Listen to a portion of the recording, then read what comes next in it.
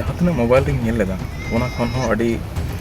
बोतोर गे अडी दया के को जरे का तेहस निस के तको आयमा ढेर उनकुआ होड़ा प्रॉपर्टी को चलान तको गाड़ी को ताहे कन तको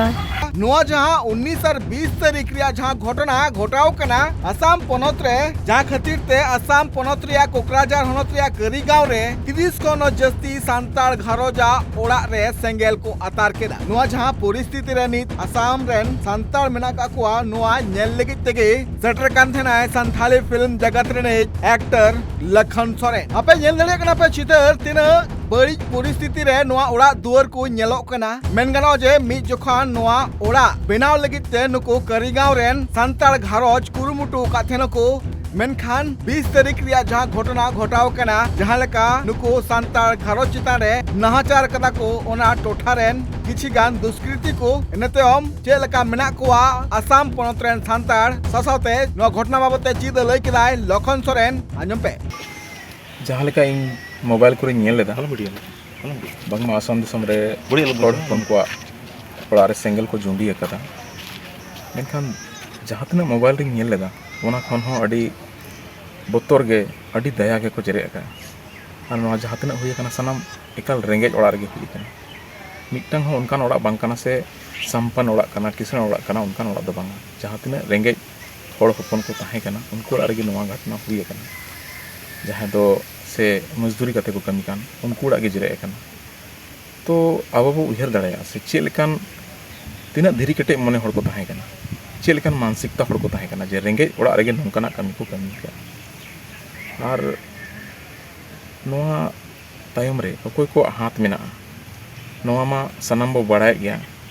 मेनखान अबो आदिवासी को जुमिद लगे लहा खन गे इन मीडिया रिंग लय अगू का नितो हिं लयदा जुमिद रेगे पो ताहेना और नितो जहाँ नोआ खई खुती हुई कना मोटामोटी सोशल मीडिया रे आले कोले मेन छुका जे गवर्नमेंट से खन 9 लाख टाका काते आको को ᱧᱟᱢ मा आको ओड़ा दुआर को अरू रुवाड़ मा और जहाँ तना गे गिद्रा को नोय सुर दिन रे एग्जाम मेना का उनको को जहाँ एडमिट कार्ड से जहाँ तना गे एजुकेशन से जुड़े वकन डॉक्यूमेंट्स को मेना सरकार ओना को दोढ़ा जारी को मा और साउते जहाँ तना गे आसाम रे ताहेन कान आदिवासी बोया संथाल हो मुंडा पुराव खड़िया सानाम को गे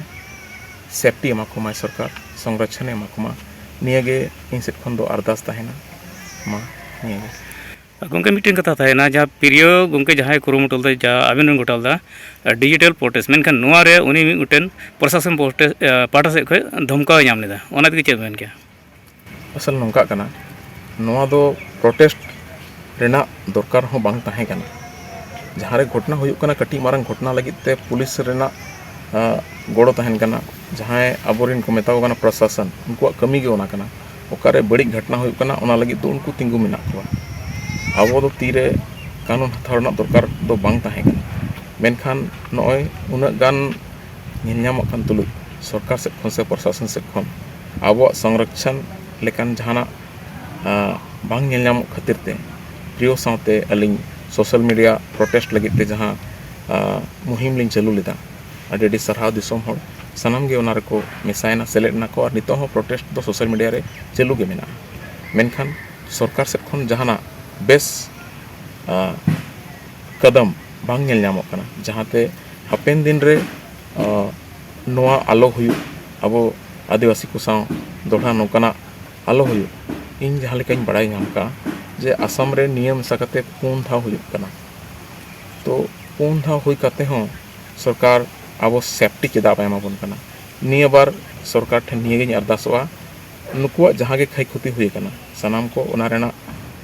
पुरोने एमा को मा 5 लाख टाका एमा को मा गिद्रा को डॉक्यूमेंट्स को ᱧᱟᱢ मा ओना सावते नुकुआ सेफ्टी ना दायित्व सरकार हताव मा और मुचारे नोआ हुई अरदास सरकार ठन से जहाँ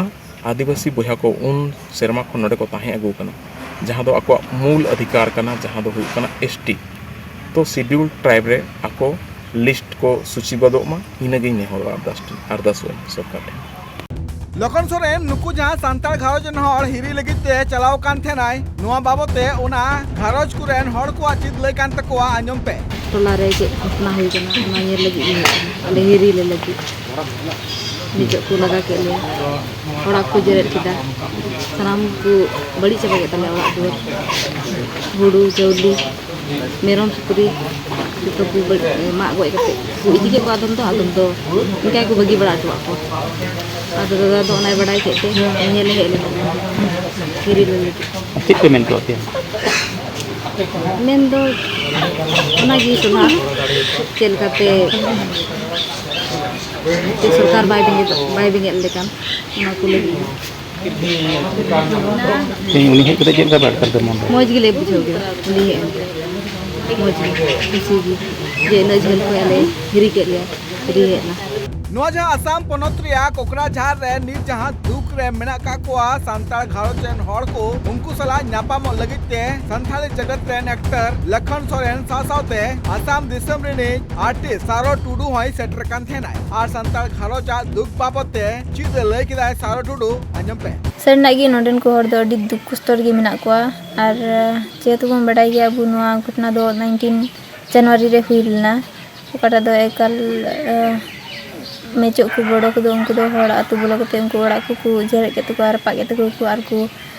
तेहस नेहस के तो आयमा ढेर उनको हड़ा प्रॉपर्टी को चलान तो गाड़ी को तहे कन तो आर को ओड़ा को संसार को चलाव लगी उनका गी चे को उनको व्यवस्था तहे ना चलका गाड़ी को चला बड़ा कन धना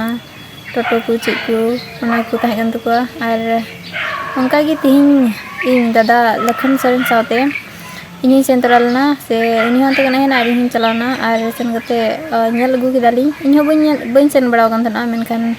जा ना फोन करे गी नेलो कान थना चे लेका दुर्घटना को घटाव कान थना आर सेन लागी एकल चलका फोन करे नेलो कान थना ओना कोन बढ़ती गी माने एकल जस्ती गी दंसो कना ना कर दो आर नेलते अडी गी दुखिन बुझो गिदा यहां आर सेन गते ओंडन को हर दन तो अडी बड़ी अवस्था रे मेना कोआ आर अदो इन से खुना कि नोआ गी नेहरिन दोहयदा चे सरकार को जमन उनको हर को नेल को आर उनको अकुआ मौज व्यवस्था तहन लगी को कुरुमुटु